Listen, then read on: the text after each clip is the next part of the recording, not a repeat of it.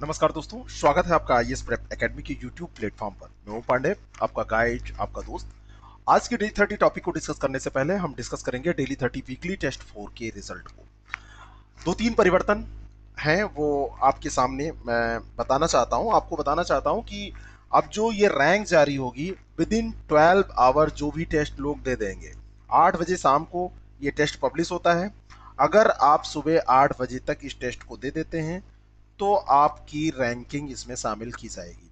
इसके बाद अगर आप टेस्ट देते हैं तो वो रैंक में शामिल नहीं किया जाएगा। पहले भी मैंने ये बात बोली थी। इस बार की जो रैंकिंग है ये सुबह 8 बजे तक की रैंकिंग निकाल ली गई है, उसके बाद इसको जारी कर दिया गया है। इसमें जिनके इक्वल मार्क हैं उनकी रैंक समान मानी जाएगी। इसलिए मैं 15 स्थान तक यहाँ पर डिस्कस करूंगा, जैसे कि टॉप 10 पोजीशन यहाँ पर निकल आए। आज का जो कल का मतलब टेस्ट था, आज का जो ये रिजल्ट है, इसमें टॉप किया है वंदना ने। वंदना पहले भी टॉप 5 में रही थी और इन्होंने इस बार इसको टॉप किया है। ठीक है, तो फर्स्ट रैंक इनकी आई है। 75 क्वेश्चन इन्होंने अटेम्प्ट किया, 71 क्वेश्चन इनके करेक्ट थे, 4 क्वेश्चन इनकरेक्ट थे, 93 मार्क्स। यहाँ पे जिनके मार्क्स इक्वल हैं उनकी रैंक इक्वल मानी जाएगी। कल्याणी कश्यप और मीना दोनों लोगों की रैंक 2 मानी जाएगी, यानी कि सेकेंड रैंक यहाँ पे। अब ये कंप्यूटर तो अपने हिसाब से निर्धारित कर रहा है, लेकिन यहाँ पर क्योंकि इक्वल मार्क्स आ रहे हैं, जिन्होंने पहले अटेम्प्ट किया है उनका पहले दे दिया और जिन्होंने बाद में किया है उनका बाद में दे दिया। परमेंद्र शेखर कश्यप ये थर्ड पोजीशन, लेकिन इन्होंने 14 बार अटेम्प्ट किया है। ये फेक टेस्ट मैं मानूंगा, है ना। 14 बार अटेम्प्ट करने का क्या मतलब आखिर हो सकता है, और इतनी कोई प्रॉब्लम वैसे नहीं आनी चाहिए। हरि ओम मीना ये 2 बार इन्होंने अटेम्प्ट किया है, लेकिन इनके 89 मार्क्स हैं, ठीक है, इनकी थर्ड रैंक। राकेश कुमार राव इन्होंने 2 बार किया है, कोई बात नहीं, 2 बार तक चलाऊ है, 88 मार्क्स इनके हैं, इनकी फोर्थ रैंक हो जाएगी। इसी तरीके से आगे हम बढ़ते हैं। राकेश कुमार राव के बाद में आर के जायसवाल, फिर नीरज कुमार, और नीरज कुमार और दिलीप सिंह के ये 85 मार्क्स हैं, दोनों के इक्वल। तो आगे की रैंक इनकी। गौरी के 84 मार्क्स हैं, नेहा राजपूत के 84 मार्क्स हैं, इक्वल रैंक इनकी आएगी। ये लोग अच्छा परफॉर्म कर रहे हैं। नेहा राजपूत को भी मैंने देखा है टॉप 15 10 ये बनी रही हैं। आनंद सिंह 74 क्वेश्चन में 65 इनके सही हैं, 83 मार्क्स। गीता साक्य 82 मार्क्स, इनकी भी रैंक। ये सब टॉप 10 में ही पहुंच गए, क्योंकि ये 13 वैसे शो कर रहा है, लेकिन ये क्योंकि 2-3 लोग साथ में हो रहे हैं इसलिए। सरजीत कुमार के 75 मार्क्स आए हैं, गौरव जैन के भी 75 और आशा के भी 75 आए हैं। सॉरी, मेरा गला कुछ खराब है, बीच बीच में खांसी आएगी तो उसके लिए मैं माफी चाहता हूँ। ठीक है, तो ये टॉप 10 लिस्ट रही। आगे से ध्यान रखिएगा, अगर आपको इसमें टेस्ट में शामिल होना है, ईमानदारी के साथ टेस्ट दीजिए और आप इसमें सुबह 8 बजे तक हर हाल में पार्टिसिपेट कर लीजिए। आप अगर इतने बिजी हैं कि इसमें सुबह 8 बजे तक 12 घंटे में भी शामिल नहीं हो सकते, तो मुझे लगता है कि ठीक है, कोई बात नहीं है, आप इसमें शामिल ना होइए। रैंक जारी करने का तब कोई मतलब नहीं है। वैसे टेस्ट की टाइमिंग का मतलब टाइमिंग होता है, 8 से 9 आपको टेस्ट देना है तो देना है। आयोग आपकी परीक्षा लेगा, जिस टाइम पे वो कहेगा उसी टाइम पर लेगा। ऐसा नहीं कहेगा जब मन हो तब आप दे दीजिए। मैं चाहूं तो इसको 8 से 9 के बाद बंद भी कर सकता हूं, 9 बजे मैं इसको हटा सकता हूं, लेकिन मैं नहीं हटाता कि आप लोग ज्यादा से ज्यादा इससे लाभान्वित हो। चलिए शुरू करते हैं आज का टॉपिक। आज का टॉपिक हम डिस्कस करते हैं। आज के टॉपिक में पहले तो हम करंट अफेयर डिस्कस करेंगे। करंट अफेयर को डिस्कस करने के बाद में जो आज का टॉपिक है उसमें हम इकोनॉमी स्टार्ट करने जा रहे हैं। और इकोनॉमी जो स्टार्ट करेंगे उसमें सबसे पहले हम राष्ट्रीय आय के बारे में आज बात करने जा रहे हैं। जो भी मतलब जीडीपी और जो बेसिक कंसेप्ट होते हैं उनको हम देखेंगे। 19-20 क्वेश्चन इस पे देखेंगे, 10-11 क्वेश्चन हम करंट अफेयर पे देखेंगे। चलिए शुरू करते हैं। पहला प्रश्न लेते हैं।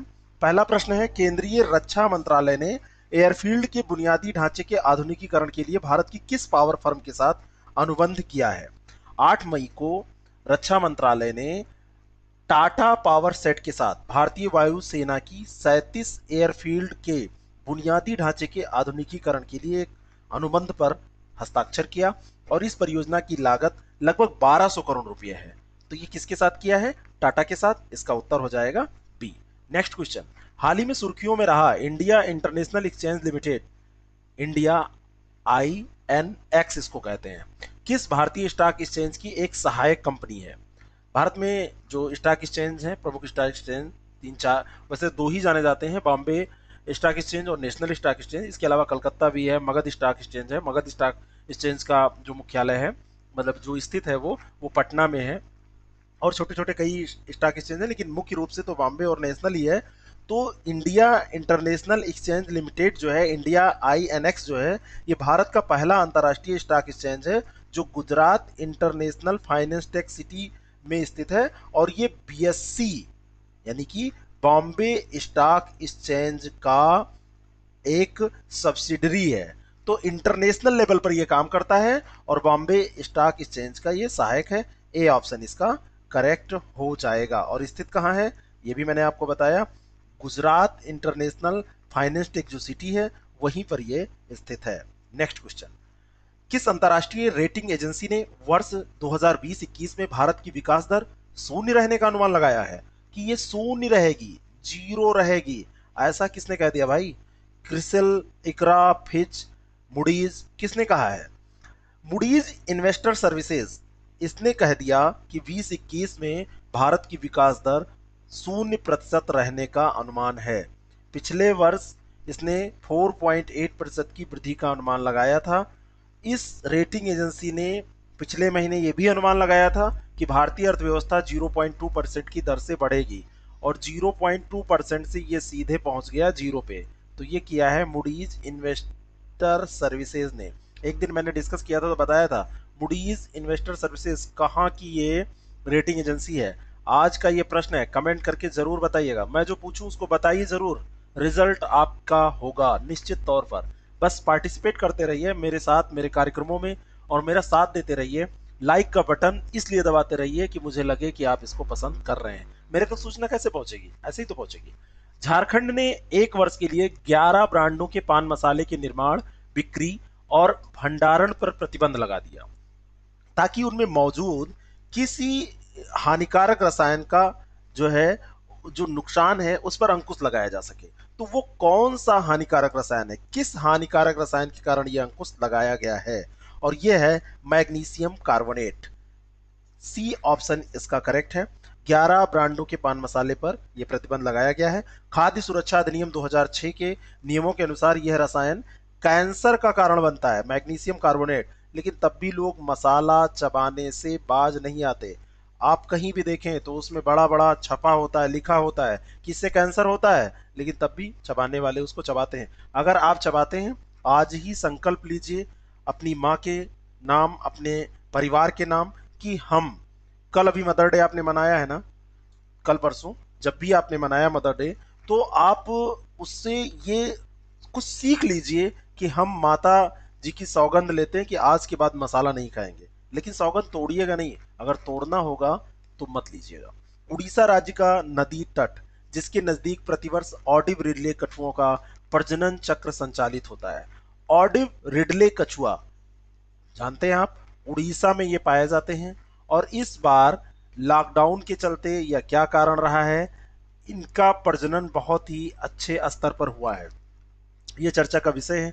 इसी कारण से ये प्रश्न आपसे पूछा जा सकता है कि वहां कौन सी नदी है ना, जिसपे जिसके नदी के तट पर ये पाए जाते हैं। तो ये ऋषि कुल्या नदी है। इसके बारे में भी हमने नदियों वाले चैप्टर में डिस्कस किया था। देखिए, आपका रिवीजन यहाँ होता रहेगा। एक चीज मैं बताऊं आपको, कभी भी आप ये मान के चलिए कि जो आपका नसीब है, अगर वो सो रहा है तो यूं ही नहीं जगेगा वो, हर दिन उसका दरवाजा खटखटाना होगा आपको। और डेली 30 ऐसा कार्यक्रम है कि उस नसीब का हर दिन दरवाजा खटखटाता है कि आ जाओ, जग जाओ, और मैं मेहनत कर रहा हूं। आगे आप समझदार हैं। New millennium Indian technology leadership initiative नामक बहुउद्देशीय परियोजना का संचालन किस संगठन के द्वारा किया जा रहा है?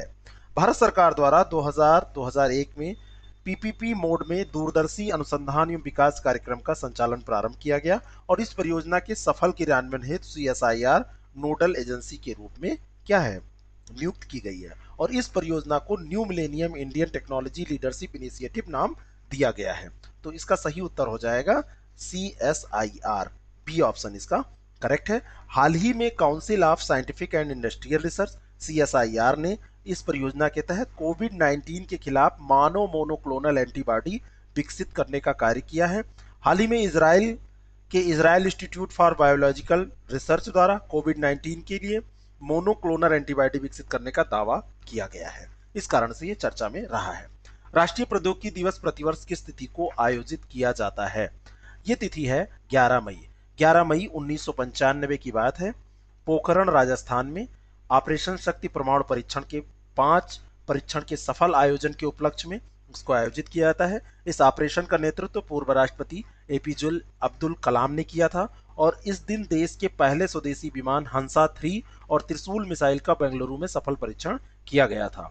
यह दिवस वैज्ञानिकों और इंजीनियरों की उपलब्धियों और बहुमूल्य योगदान को चिन्हित करने के लिए आयोजित किया जाता है। बी ऑप्शन इसका करेक्ट है। एक क्वेश्चन 9 मई के डेली 30 में हमने डिस्कस किया था। उसमें मैंने डिस्कस किया था कि अंतर्राष्ट्रीय प्रवासी पक्षी दिवस किस तिथि को मनाया जाता है। मैंने कहा 11 मई को मनाया जाता है। सही है, इसमें कोई गलती नहीं है। 11 मई को मनाया गया है, लेकिन गलती यह है कि मनाया जाता है, ये गलत है। ये दिवस मई और अक्टूबर 2 महीनों में 2 बार मनाया जाता है साल भर में। मई में ये मनाया जाता है और अक्टूबर में मनाया जाता है, और दोनों के दूसरे शनिवार, जब भी सेकेंड सैटरडे पड़ेगा तो दूसरा शनिवार जब भी पड़ेगा इन महीनों में, महीने का दूसरा शनिवार, उस दिन मनाया जाता है। इसलिए इस बार 11 मई को मनाया गया है, सॉरी 9 मई को मनाया गया है, क्योंकि 9 मई को दूसरा शनिवार था। इतनी सुधार कर लीजिएगा। बाकी जब आपको टेस्ट में प्रश्न मिलेगा या जैसे भी मिलेगा तो वहां पे एडिट कर दिया जाएगा। मिलिट्री इंजीनियरिंग सर्विसेज के पदों को पुनर्गठित करने की सिफारिश की गई है। किसके द्वारा की गई है? कौन है ऐसा? निम्नलिखित में से ये जो नाम दिए हुए हैं 3, और एक ऑप्शन आपके सामने ये भी है, इनमें से कोई नहीं। जिस प्रश्न में ये होता है, मुझे तो बड़ा खतरनाक प्रश्न लगता है, और खतरों के खिलाड़ी कभी कभी यहाँ गलत खेल जाते हैं। मिलिट्री इंजीनियरिंग सर्विसेज की अगर बात करें तो वर्ष 2016 में जब हमारे रक्षा मंत्री हुआ करते थे मनोहर पर्रिकर जी, उसके बाद में तो वो सीएम गोवा हो गए थे, फिर से गोवा वापस चले गए थे, तो उन्होंने मिलिट्री इंजीनियरिंग सर्विसेज में पदों को पुनर्गठित करने के लिए सिफारिश की थी और इसमें 11 सदस्यीय समिति का गठन किया था। और इस समिति की अध्यक्षता किसने की थी? शेखत कर। तो शेखत कर समिति जो इससे रिलेटेड है, इंपॉर्टेंट है, ध्यान रखिएगा। अगला प्रश्न, सर्वोच्च न्यायालय द्वारा निम्नलिखित में से किन बैंकों को सरफेसी अधिनियम 2002 के तहत लाया गया है? सरफेसी अधिनियम 2002 का है security and reconstruction of financial asset and enforcement of security interest act, ये इसका पूरा फॉर्म है। इसको कहा जाता है, इस नाम से जाना जाता है। ये अधिनियम वित्तीय संस्थानों को अलग अलग तरीकों से संपत्ति की गुणवत्ता सुनिश्चित करने में मदद करता है। और ये जो अधिनियम है, ये एनपीए यानी गैर निष्पादनकारी संपत्ति या खराब संपत्ति की समस्या को हल करने के लिए तैयार किया गया है। और अभी भारत के सर्वोच्च न्यायालय ने सहकारी बैंकों को सरफेसी अधिनियम के तहत रखने का फैसला सुनाया है। तो ए ऑप्शन यहाँ पर करेक्ट हो जाएगा। सहकारी जो बैंक हैं उनको बैंकिंग अधिनियम 1949 के तहत बैंकों की परिभाषा में रखा गया था। हमारे यहाँ का बैंकिंग अधिनियम 1949 है, उसी के तहत इसको रखा गया था। अगला प्रश्न है, वो भारतीय प्रौद्योगिकी संस्थान जिसने एएसटीएम मानक आधारित बैक्टीरिया निष्पादन में सक्षम फेस मास्क तैयार किया है, और ये तैयार करने वाला है आईआईटी दिल्ली। आईआईटी दिल्ली के स्टार्टअप नैनोसेफ ने कोविड-19 के खिलाफ, नैनोसेफ सोल्यूशन इसका पूरा नाम है, नैनो सेफ सॉल्यूशन, तो इसने कोविड-19 के खिलाफ लड़ने के लिए रोगाणुरोधी मास्क विकसित किया है। और यह पहला फैब्रिक आधारित फेस मास्क है जो रोगाणुरोधी और धोने योग्य है। तो धोने वाली फैसिलिटी भी इसमें है। अब हम देखेंगे यहाँ पर आगे की जो प्रश्न है आज के टॉपिक के। आज का टॉपिक मैंने बताया, वही टॉपिक हम यहाँ पर डिस्कस करने जा रहे हैं। ये टॉपिक है राष्ट्रीय आय से रिलेटेड जो भी बेसिक कंसेप्ट होते हैं उनको हम यहाँ पर डिस्कस करेंगे। सभी व्यक्तियों या परिवारों द्वारा एक वर्ष में अर्जित कुल आय क्या कहलाती है? बड़ा सरल प्रश्न है ना, जरा उत्तर देखिए। व्यक्तिगत आय जो होती है वही कहलाती है सभी व्यक्तियों या परिवारों द्वारा एक वर्ष में अर्जित कुल आय। इसमें एलपीजी सब्सिडी जैसे हस्तांतरण भुगतान भी शामिल होते हैं, ये ध्यान रखिएगा। तो ये जो सभी व्यक्तियों और परिवारों द्वारा एक वर्ष में कुल अर्जित आय होती है वो व्यक्तिगत आय होती है। बी ऑप्शन इसका करेक्ट है। निम्नलिखित में से कौन सा या से हस्तांतरण भुगतान के उदाहरण है या हैं? इनमें से कौन से हस्तांतरण भुगतान के उदाहरण हैं? सबसे पहले आप समझिए कि हस्तांतरण भुगतान या ट्रांसफर पेमेंट होता क्या है। ट्रांसफर पेमेंट जो होता है सरकार द्वारा ऐसे व्यक्तियों को किए गए भुगतान से इसका तात्पर्य होता है जिसके बदले में इन व्यक्तियों द्वारा कोई आर्थिक गतिविधि या सेवा नहीं की जाती। मान लीजिए कि कोई अमुक व्यक्ति ए है और इस व्यक्ति को सरकार ने 500 रुपये महीने के हिसाब से एक साल में 6,000 रुपये दे दिए, लेकिन इस व्यक्ति ने गवर्नमेंट को या किसी कंपनी को या जैसे भी, मतलब गवर्नमेंट को यहाँ पे बात करेंगे क्योंकि सरकार ने दिए हैं, तो उस किसी तरीके से कोई लाभ नहीं दिया, कोई आर्थिक गतिविधि या इकोनॉमिक एक्टिविटीज नहीं की, तो उसको हम कहते हैं हस्तांतरित भुगतान या हस्तांतरण भुगतान। विधवा पेंशन, वृद्धावस्था पेंशन और छात्रवृत्ति, ये तीनों इसके उदाहरण हैं। सही उत्तर हो जाएगा डी, उपर्युक्त सभी। नेक्स्ट क्वेश्चन, साधन लागत पर गणना करते समय सॉरी, दो चीजें यहां पर दी हैं, अप्रत्यक्ष करों को जोड़ा जाता है और दूसरा है सरकार द्वारा दी गई सब्सिडी को घटाया जाता है। अब आपको बताना है, पड़ताल करनी है कि ये दोनों बातें सही हैं या गलत है। साधन लागत वस्तुओं एवं सेवाओं के उत्पादन में प्रयुक्त या उपभोग की गई उत्पादन के सभी कारकों की लागत होती है। इसमें भूमि के लिए किराया, पूंजी के लिए जो ब्याज, श्रम के लिए मजदूरी और उद्यमिता यानी एंटरप्रेन्योरशिप के लिए लाभ जो होता है उसको सम्मिलित किया जाता है। यही तो साधन लागत होती है और ये वास्तविक उत्पादन लागत है जिस पर किसी फर्म द्वारा वस्तुओं और सेवाओं का उत्पादन किया जाता है। साधन लागत पर गणना करते समय जो ये अप्रत्यक्ष कर हैं, अप्रत्यक्ष कर को जोड़ा नहीं जाता है, इसको घटाया जाता है, और जो सब्सिडी है इसको घटाया नहीं जाता है, इसको जोड़ा जाता है। इस तरीके से ये दोनों के दोनों जो स्टेटमेंट हैं ये गलत हैं। डी ऑप्शन इसका करेक्ट हो जाएगा। बाजार मूल्य के संदर्भ में निम्नलिखित कथनों पर विचार कीजिए और असत्य कथन की पहचान कीजिए। पहला स्टेटमेंट है कि बाजार मूल्य वस्तुओं एवं सेवाओं के वास्तविक लेन देन का मूल्य है, बिल्कुल सही है। बाजार मूल्य में अप्रत्यक्ष कर तथा सब्सिडी सम्मिलित होते हैं, ये भी सही है। अप्रत्यक्ष कर वस्तु के मूल्य को घटा देते हैं, अप्रत्यक्ष कर जो लगेंगे वो वस्तु के मूल्य को घटाते नहीं है, वस्तु के मूल्य को बढ़ा देते हैं, तो ये हो जाएगा गलत। और सब्सिडी बाजार मूल्य को कम करती है, तो सब्सिडी बाजार मूल्य को वास्तव में कम कर देती है। मान लीजिए कि यूरिया खाद 500 रुपये की थी और गवर्नमेंट ने कहा कि 100 रुपये इस पे हम सब्सिडी दे रहे हैं, तो इसलिए अब ये कितने की मिलेगी किसान को?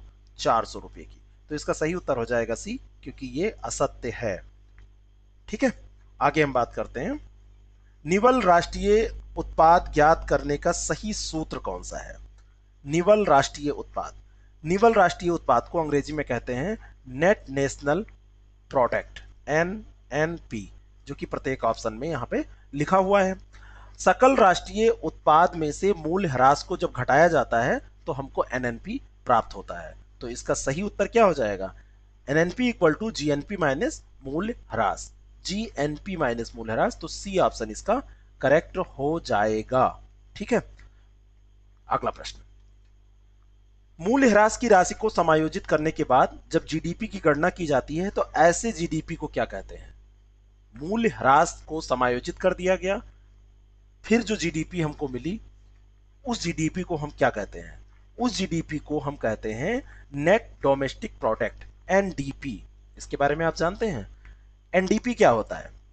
मूल्य ह्रास की राशि को जब हम जीडीपी में समायोजित कर देते हैं, भाई इतना आप समझ लीजिए, जीडीपी में जब इस राशि को समायोजित कर देते हैं तब ये हमको मिलती है, उसी को हम कहते हैं निवल घरेलू उत्पाद। ठीक है, अब एक चीज ये बताइए कि जो, अच्छा ऐसे आप समझिए मूल्य ह्रास क्या होता है, पहले तो आपको ये भी जानना जरूरी है, मुझे ये बताना चाहिए आपको। वस्तुओं और सेवाओं का जो उत्पादन होता है उसके दौरान जो परिसंपत्तियां हैं उनमें कुछ टूट फूट होती है, घिसावट होती है, और उस घिसावट को ही मूल्य ह्रास का नाम दिया जाता है। कुल राशि को जीडीपी में से घटाने पर हमको क्या मिलता है? जो टूट फूट की राशि है, मूल्य ह्रास की राशि है, उसी को हम उसमें से जीडीपी में से घटा देते हैं, तो हमको क्या मिल जाता है? निवल घरेलू उत्पाद, NDP। ठीक है, और कोई भी अर्थव्यवस्था होगी तो NDP हमेशा उसके जीडीपी की तुलना में क्या होगी? कम होगी। जीडीपी ज्यादा होगी, NDP कम होगी, क्योंकि NDP में से डिप्रिसिएशन क्या हो गया है?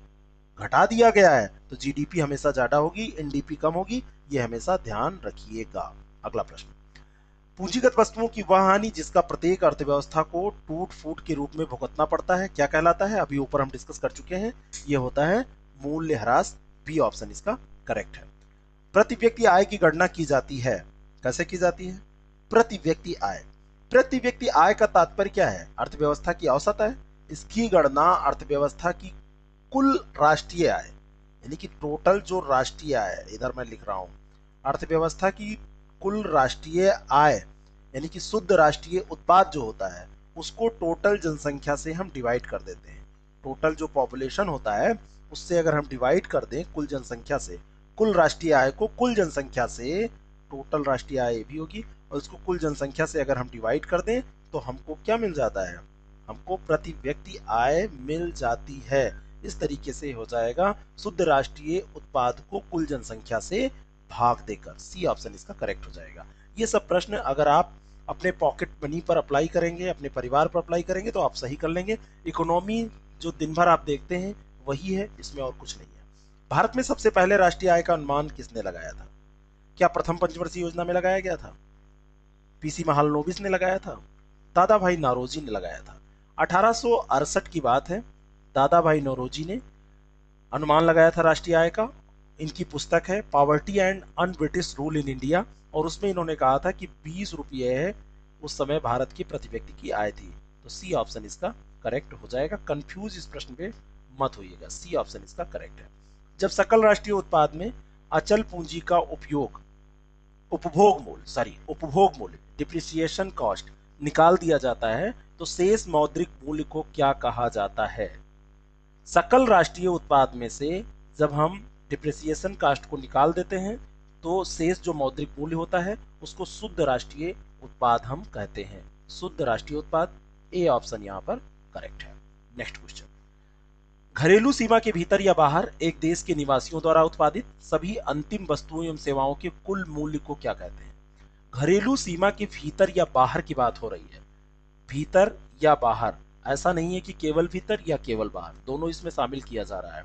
तो इसको हम क्या कहते हैं? सकल राष्ट्रीय उत्पाद। सकल राष्ट्रीय उत्पाद जो होती है वो घरेलू सीमा के भीतर या बाहर। जीएनपी और जीडीपी दोनों में यही अंतर है, घनिष्ठ रूप से संबंधित अवधारणाएं होती हैं। जीडीपी की अवधारणा का अर्थ है कि एक निश्चित समयावधि में किसी देश की घरेलू सीमा में निवासियों और गैर निवासियों दोनों द्वारा उत्पादित अंतिम वस्तुओं और सेवाओं के मूल्य, ठीक है, ये हो गया जीडीपी। लेकिन यहां पर जीडीपी में क्या होता है? जीडीपी में उत्पादन किसके द्वारा किया गया है के स्थान पर उत्पादन कहां हुआ है पर ध्यान दिया जाता है। और जो घरेलू सीमा के भीतर या बाहर एक देश में निवासियों द्वारा उत्पादित सभी अंतिम वस्तुओं सेवाओं का कुल मूल्य होता है उसको हम क्या कहते हैं? जीएनपी। इसका सही उत्तर बी हो जाएगा। नेक्स्ट क्वेश्चन, निम्नलिखित कथनों पर विचार कीजिए। पहला है, जब वस्तुओं एवं सेवाओं के मूल्य की गणना चालू वर्ष पर की जाती है, चालू वर्ष की कीमतों पर की जाती है, तो ये चालू मूल्य पर सकल घरेलू उत्पाद अर्थात सांकेतिक जीडीपी कहलाता है। बिल्कुल सही बात है। और जब इसकी गणना, इसी वस्तु और सेवा की गणना आधार वर्ष की कीमतों पर की जाती है तो स्थिर मूल्य पर सकल घरेलू उत्पाद या वास्तविक जीडीपी कहलाता है। बिल्कुल सही है भी। इस तरीके से सही उत्तर हो जाएगा सी, पहला और दूसरा। एक एक लाइन रामबाण है। किसी देश की आर्थिक सीमा में सम्मिलित किया जाता है क्या?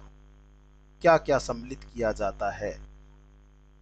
दूतावास, प्रव्रजन कार्यालय, कस्टम के नियंत्रण में आने वाले समुद्र तट के उद्यम। सिस्टम ऑफ नेशनल अकाउंट्स में घरेलू सीमा को आर्थिक सीमा के रूप में परिभाषित किया जाता है। राष्ट्रीय आय लेखांकन में इसका अलग अर्थ होता है। आर्थिक सीमा और घरेलू सीमा दोनों अलग अलग होती है। घरेलू या आर्थिक सीमा वैसे देश की भौगोलिक सीमा से संबंधित होती है तथा आर्थिक सीमा में भौगोलिक सीमा को सम्मिलित भी किया जाता है। लेकिन आर्थिक सीमा और भौगोलिक सीमा बिल्कुल अगर कहा जाए एक ही है तो बिल्कुल एक नहीं है। आर्थिक सीमा के अंतर्गत निम्नांकित को सम्मिलित किया जाता है। किसको मैं लिख रहा हूं यहां पर ध्यान दीजिए। निम्नलिखित को सम्मिलित करते हैं। एक तो पहला होता है वायु क्षेत्र, जल क्षेत्र जहां पे मत्स्यन वगैरह करते हैं, खनिज का दोहन करते हैं। दूसरा होता है शेष विश्व में शेष विश्व में सीमांतर्गत विदेशी अंतर क्षेत्र जिसमें दूतावास होता है, मिलिट्री होती है, मिलिट्री बेस और प्रव्रजन कार्यालय होते हैं। तो प्रव्रजन कार्यालय, दूतावास और मिलिट्री बेस हो गया। और तीसरा होता है मुक्त क्षेत्र, जैसे कस्टम के नियंत्रण में आने वाले समुद्र तट के उद्यम पर इसका नियंत्रण होता है। तो ये तीसरा भी इसी में हो जाएगा। तो उपयोग सभी को सम्मिलित किया जाता है आर्थिक सीमा पर। आर्थिक सीमा आप समझ गए ना? आर्थिक, अब ऐसा तो नहीं कि दूतावास आपने बना दिया तो ये आर्थिक तो सीमा आपकी हो गई। मान लीजिए कि पाकिस्तान या चीन कहीं पे भी दूतावास है, तो वो आर्थिक सीमा तो हो गई, लेकिन वहां पर ये हम थोड़ी कह सकते हैं कि हमारी भौगोलिक सीमा है। समझ गया हो गया, डी ऑप्शन इसका करेक्ट है। नेक्स्ट क्वेश्चन, जीडीपी के संदर्भ में निम्नलिखित में से कौन सा असत्य है? पहला, यह अंतिम वस्तुओं और सेवाओं की कुल बाजार मूल्य पर निकाला जाता है, बिल्कुल सही है। इसमें किसी देश की घरेलू सीमा के भीतर निवासियों या गैर निवासियों को सम्मिलित किया जाता है, ये भी बिल्कुल सही है। निवासी और गैर निवासी दोनों इसमें सम्मिलित होते हैं, लेकिन घरेलू सीमा के भीतर होना चाहिए। सबसे इंपॉर्टेंट जो इसकी कंडीशन है वो यही है। और अगला है, एक कोरियाई कंपनी द्वारा भारत में विनिर्मित कारों को भारत के जीडीपी में सम्मिलित किया जाएगा, क्या ये बात सही है? बिल्कुल सही है। अगर भारत की घरेलू सीमा के अंदर हुआ है तो ये भी सही है। टाटा मोटर्स द्वारा ब्रिटेन में विनिर्मित जगुआर कारों को भारत की जीडीपी में सम्मिलित किया जाएगा। भले ही टाटा भारत की कंपनी है, लेकिन ये ब्रिटेन में निर्मित किया गया है, तो घरेलू सीमा वाला यहाँ पर कंसेप्ट लागू नहीं हो रहा है, तो यही स्टेटमेंट यहाँ पर गलत हो जाएगा। डी ऑप्शन इसका करेक्ट हो जाएगा इस प्रश्न का। निम्नलिखित कथनों पर विचार कीजिए। पहला है कि जिन देशों या अर्थव्यवस्थाओं के शेष विश्व से कोई आर्थिक लेन देन नहीं होते, उन्हें हम बंद अर्थव्यवस्थाएं कहते हैं। बिल्कुल सही बात है। वर्तमान समय में ऐसे देश मिलना बहुत मुश्किल है, लेकिन ठीक है, कहते हैं, बिल्कुल सही है। बंद अर्थव्यवस्था में आयात निर्यात, विदेशी निवेश और विनिमय दर जैसी महत्वपूर्ण अवधारणाओं का विश्लेषण आवश्यक होता है। अब एक चीज ये बताइए, जहां पर कोई आयात निर्यात होगा ही नहीं, जहां पर कोई आर्थिक लेन देन होंगे नहीं, तो विश्लेषण आवश्यक क्यों होगा? इसलिए दूसरा स्टेटमेंट गलत है। ये खुली अर्थव्यवस्था में आवश्यक होता है, तो केवल एक सही हो जाएगा। ए ऑप्शन इसका करेक्ट हो जाएगा। नेक्स्ट क्वेश्चन, धन प्रवाह को मापा जाता है किसके द्वारा? राष्ट्रीय आय द्वारा, बिक्री द्वारा, जीडीपी द्वारा? जो धन प्रवाह होता है वो जीडीपी, सकल घरेलू उत्पाद के द्वारा नापा जाता है। किसी अर्थव्यवस्था के लिए इसकी गणना दो तरीकों से की जाती है, लोगों द्वारा किए गए कुल व्यय को जोड़कर या फर्मों द्वारा भुगतान की गई कुल आय, मजदूरी, किराया, लाभ, इनको जोड़कर। ये जो दो तरीके हैं इनको अपनाया जाता है, तो ये सी ऑप्शन इसका करेक्ट है। नेक्स्ट क्वेश्चन, आधुनिक उत्पादन प्रक्रिया में सामान्यतया उत्पादन के साधनों में निम्नलिखित में से किसे या किन्हें सम्मिलित किया जाता है? बाजार, भूमि, श्रम, पूंजी, उद्यमिता। ये 5 चीजें यहाँ पर दी हैं। इनमें से 4 जो हैं वो आधुनिक उत्पादन प्रक्रिया में शामिल की जाती हैं। तो इस तरीके से डी ऑप्शन तो वैसे ही गलत हो गया, अगर आपको इतना ही याद आ जाए कि 4 है। अब इसमें बाजार सम्मिलित नहीं होता है, भूमि है, श्रम है, पूंजी है, उद्यमिता है। उत्पादन के बाद बाजार की जरूरत पड़ती है, तो 2, 3, 4, 5 इसमें सही उत्तर हो जाएगा बी। निम्नलिखित में से असत्य कथन बताना है आपको कि ये जो 4 कथन दिए हैं इनमें से कौन सा असत्य है। उत्पादन, उपभोग और विनिवेश अर्थव्यवस्था की महत्वपूर्ण गतिविधियां हैं, इसमें कोई गलत बात है? पढ़िए इसको, समझ में आ जाएगा, बिल्कुल सही है। क्रेता का व्यय विक्रेता की आय बन जाती है। जो क्रेता व्यय कर रहा है विक्रेता की आय है। क्रेता, मान लीजिए कि आप कुछ खरीदने गए, कोई विक्रेता है, उसने आपको बेचा, तो उसकी आय उसी से, ठीक है। वस्तुएं और सेवाएं विक्रेता से क्रेता की ओर प्रवाहित होती हैं, ये भी बिल्कुल सही है। अगला है कि मौद्रिक भुगतान विक्रेता से क्रेता की ओर प्रवाहित होता है। मौद्रिक भुगतान विक्रेता से क्रेता की ओर क्यों होगा? क्रेता से विक्रेता की ओर होगा। मौद्रिक भुगतान मतलब पैसा देना। मान लीजिए आपने किसी से जाके एक पैकेट ब्रेड लिया दुकानदार से, वो विक्रेता है, आपने पैसे दिया उसको, तो भुगतान किधर से गया? आप क्रेता हैं, क्रेता से विक्रेता की तरफ गया, और यहाँ पे लिखा है विक्रेता से क्रेता की ओर। आसानी से समझिए, इकोनॉमी बिल्कुल हलवा लगेगी। डी ऑप्शन इसका करेक्ट है। बस समझाने वाला मेरा जैसा होना चाहिए, मजाक कर रहा हूं ना। अगर मेरे जैसा होना चाहिए, अच्छा लग रहा है आपको, तो बताइएगा कि क्या ऐसे ही समझ में आपको आता है, तो मैं और कोशिश करूंगा। निम्नलिखित कथनों पर विचार कीजिए। राष्ट्रीय आय का लेखांकन किसी भी अर्थव्यवस्था में समग्र रूप से आर्थिक गतिविधियों के मापन के लिए होता है। प्रोफेसर पीगू को राष्ट्रीय आय लेखांकन का जनक माना जाता है। राष्ट्रीय आय का लेखांकन किसी भी अर्थव्यवस्था में समग्र रूप से आर्थिक गतिविधियों के मापन के लिए होता है, बिल्कुल सही है। आर्थिक गतिविधियों का मापन ही तो किया जाता है राष्ट्रीय आय लेखांकन में, यही चैप्टर हम डिस्कस ही कर रहे हैं। प्रोफेसर पीगू को राष्ट्रीय आय लेखांकन का जनक नहीं माना जाता है। प्रोफेसर पीगू नहीं, यहां पर अगर दिया होता कुजनेट्स, साइमन कुजनेट्स इनका पूरा नाम था, तो साइमन कुजनेट्स को राष्ट्रीय आय लेखांकन का जनक माना जाता है। ए ऑप्शन इसका करेक्ट हो जाएगा। और अंतिम प्रश्न एक है, अंतर्राष्ट्रीय अग्निशमन दिवस की स्थिति को मनाया जाता है। ये प्रश्न मैंने सेट किया था, बार बार मैंने इसको छोड़ा, फिर मुझे लगा कि चलिए इसको मैं आपके सामने प्रस्तुत करता हूं, हो सकता है ये पूछ ली जाए। अग्निशामक जो लोग होते हैं उनको बलिदान को याद करने के लिए, उनके बलिदान को सम्मानित करने के लिए कई बार आग लगती है और उसमें ये लोग अपनी जान को जोखिम में डालकर हमारी रक्षा करते हैं। उसी बलिदान को याद करने के लिए ये दिवस मनाया जाता है। पर्यावरण और समुदाय को सुरक्षित रखने के लिए जागरूकता पैदा की जाती है और ये दिवस मनाया जाता है 4 मई को। बी ऑप्शन इसका करेक्ट है। और इस दिवस के पीछे कई और कहानियां हैं। सेंट फ्लोरियम रोमन बटालियन के कमांडिंग अग्निशामकों में से एक था और उन्होंने कई बार लोगों की जान बचाने का कार्य किया था। तो उन्हीं मतलब उनको एक संत माना गया इसमें। और प्राचीन रोम में एक पूरा जलता हुआ गांव उन्होंने बचा लिया था। तो उन्हीं की याद में इसको मनाया जाता है। और अग्निशमन दिवस के प्रतीक में लाल और नीले रंग के रिबन होते हैं। तो रेड एंड ब्लू, ये रिबन अगर कभी पूछा जाए तो ये अग्नि दिवस के प्रतीक के रूप में इनका उपयोग किया जाता है। रिबन में लाल रंग आग का प्रतीक है और नीला रंग पानी का प्रतीक है। आग जलती है और पानी उसको बुझाता है। तो आपको ये कैसा लगा आप जरूर बताएं। और अगर आप R O R O P O और यूपीपीएससी 2020 की तैयारी कर रहे हैं तो हमारे पास टेस्ट सीरीज है, हमारी टीम ने उसको तैयार किया। ये मैसेज हमारी टीम की तरफ से आप उसको ले सकते हैं। 6307281212 पर व्हाट्सएप करिए, वहाँ पर डिटेल आपको मिल जाएगा। इससे अच्छे और बढ़िया बेहतरीन क्वेश्चन ऐसे ही आपको वहाँ पर मिलेंगे। Thank you very much, all the best.